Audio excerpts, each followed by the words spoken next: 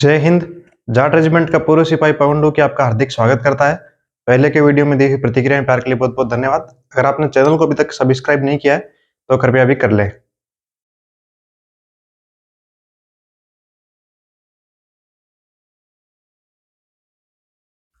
Northern coalfields limited की आधिकारिक website पर एक नोटिफिकेशन आया है।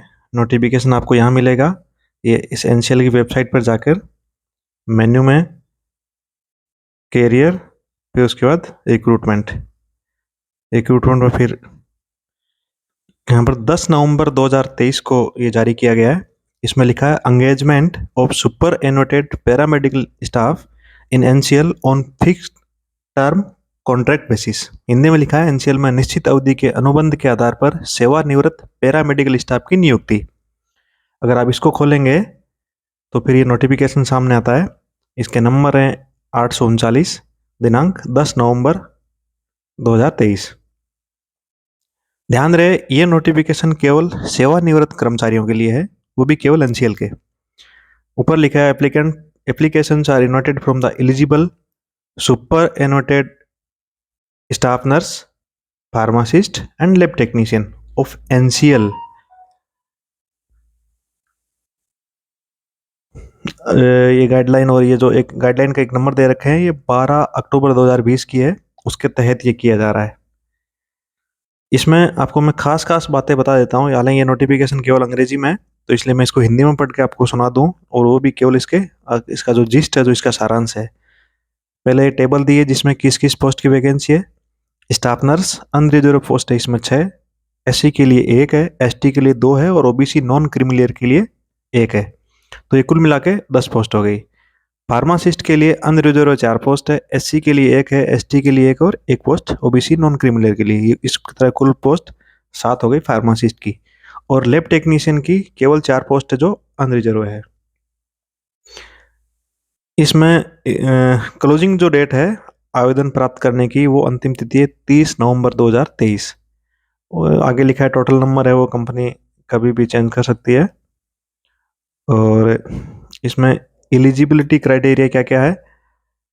The applicants who have superannuated prior to 31 October 2020 will not be eligible. अगर आप 31 अक्टूबर 2020 से पहले आप अगर रिटायर हो चुके हैं तो आप इसके योग्य नहीं हैं। बाकी सारी शर्तें उस 2020 के जो ये ऑफिस ऑर्डर है उसके अकॉर्डिंग की होगी। उसका सारांश नीचे दिया है। इसमें रिजर्वेशन एससी एसटी ओबीसी के लिए एज पर गाइडलाइन होगा। और consider against the reserve vacancies and seek concession to certificate. वो आपको जो भी जिस कैटेगरी में अप्लाई करने हैं वो भी साथ में लगाना है। SC ST OBC who are selected on the merit, जो अपने खुद के मेरिट पर सिलेक्ट होगा उसको कैटेगरी में एडजस्ट नहीं किया जाएगा। कैटेगरी में अलग से जो है जो जो बंदे मतलब अपनी यूआर की मेरिट में आ जाएंगे वो कैटेगरी में नहीं आएंगे। कैटेगरी ले अलग से भरी जाती है। ये साधारण सी प्रक्रिया के बारे में लिखा हुआ है। सिलेक्शन क्राइटेरिया क्या क्या है। जिस पोस्ट से रिटायर हुआ है केवल उसी पोस्ट के लिए आवेदन कर सकते हैं, वो भी केवल एक पोस्ट के लिए, दूसरे को एंटरटेन नहीं किया जाएगा। मिनिमम क्राइटेरिया जो आपके पास अगर आप फुलफिल करते हैं तो इसमें आवेदन करें। इसमें आपको 2 चीज़ें होनी चाहिए खास। इसमें योग्यता की 2 चीज़ों का रखा गया। पहला है फिजिकल अटेंडेंस और दूसरा आपका एसीआर। फिजिकल अटेंडेंस 15 नंबर का है, मतलब प्रत्येक साल के 5 नंबर है, और 3 साल का, प्रीवियस 3 साल आपके रिटायरमेंट से पहले के। अगर आपके फिजिकल अटेंडेंस 90% से ज़्यादा है तो आपको 5 में से 5 नंबर, 80 से 90% के बीच अगर आपकी फिजिकल अटेंडेंस है आपको 3 नंबर, और 70 से 80 के बीच अगर आपकी फिजिकल अटेंडेंस है तो उसके मिलेंगे 2 नंबर। अगर 70% से कम है फिजिकल अटेंडेंस तो उसके 0 नंबर है। फिजिकल अटेंडेंस में आपकी केवल अटेंडेंस शामिल होगी। अटेंडेंस के अलावा अगर आपको ऑफिशियल ड्यूटी पे कहीं गए हैं तो आपकी लीव सीक जितने दूसरे टाइप की एब्सेंट है वो सब एब्सेंट में ही काउंट होगी। और टोटल वर्किंग डेज है इंक्लूडिंग संडे, उनको टोटल करके फिर उससे परसेंटेज निकाला जाएगा। दूसरा है एनुअल कॉन्फिडेंशियल रिपोर्ट एसीआर, वो भी 15 नंबर का है, मतलब प्रत्येक साल के लिए आपके 5 नंबर। आपका अगर एसीआर में आउटस्टैंडिंग या एक्सीलेंट है ग्रेड तो फिर आपके 5 में से 5 है, और वेरी गुड है तो फिर आपके 3 नंबर। इसका मतलब उससे नीचे वालों के लिए कोई नंबर नहीं है। ये खास चीज़ लिखी है, year for the selection criteria mention above would mean a financial year, मतलब अप्रैल से लेके मार्च तक का है। The date of physical attendance and ACR will be taken from the official record से भी लिया जाएगा। ये भी बहुत ज़्यादा इंपॉर्टेंट और काम की नहीं है। एक चीज़ इसमें खास है, आगे कहीं बताया है, other selection eligibility shall be provided in the guideline, जो भी उसमें दिया हुआ है उसी को पालन करके ये काम किया जाएगा। अगर किसी का दो, अगर एम्प्लॉय का अगर सेम नंबर आ जाए उन दोनों क्राइटेरिया को मिलाने, तो टाई इस प्रकार रिजोल्व होगी, मार्क स्कोर्ड इन एसीआर, और जिसका एसीआर में ज़्यादा नंबर है उसको सीनियरिटी में ऊपर रखा जाएगा। अगर वो भी सेम है तो फिर डेट ऑफ बर्थ में जो यंगर है, इसका मतलब जो जिसकी उम्र कम है उसको सीनियरिटी में ऊपर रखा जाएगा।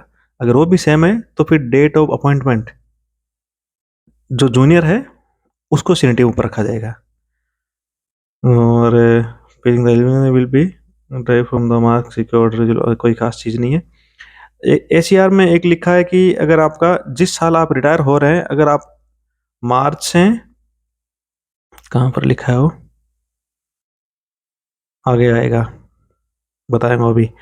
अच्छा, ऑफर ऑफ एंगेजमेंट लेटर रिमनेशन वगैरह प्रोविजन आपको ये आईएमई भी किया जाएगा। अगर आप फिट इसमें सेलेक्ट होते हैं तो आईएमई के में अगर फिट रहे तो ही आपको इस पे कॉन्ट्रैक्ट पे रखा जाएगा। सेल रिपोर्ट 7 दिनों के अंदर आपको इसमें रिपोर्ट करना है। पीरियड वन 1 ईयर, केवल 1 साल के लिए आपका ये एंगेजमेंट है, और वो भी अपर एज लिमिट इसमें 65 ईयर्स है। अगर आप 65 साल से ज़्यादा के अगर हो जाते हैं तो आपको इसमें नहीं रखा जाएगा। अगर आप 1 साल में भी, अगर आप उसके दौरान भी अगर आप 65 के हो जाते हैं तो उससे पहले आपका ये टर्मिनेशन हो जाएगा। 1 साल के बाद अगर आपका कुछ शर्तों के आधार पर इसको आप 1 साल के लिए और एक्सटेंड भी किया जा सकता है। जब अगर एक्सटेंशन आपका नहीं होता है तो आपका वैसे भी 1 साल के बाद जो ये एग्रीमेंट है वो अपने आप स्वतः निरस्त हो जाएगा पूरा होते ही। और अगर दूसरा आपका एक्सटेंशन मिल जाता है दूसरे साल के लिए, तो फिर दूसरा साल कंप्लीट होने के बाद भी स्वतः ही आपका एग्रीमेंट निरस्त हो जाएगा, आपका टर्न ओवर कंप्लीट होता ही, बशर्ते हर बार आपकी ये 65 वर्ष की जो अधिकतम आयु सीमा है, ये हर बार मतलब ध्यान में रख के ये एंगेजमेंट आपका ऑफर किया जाएगा।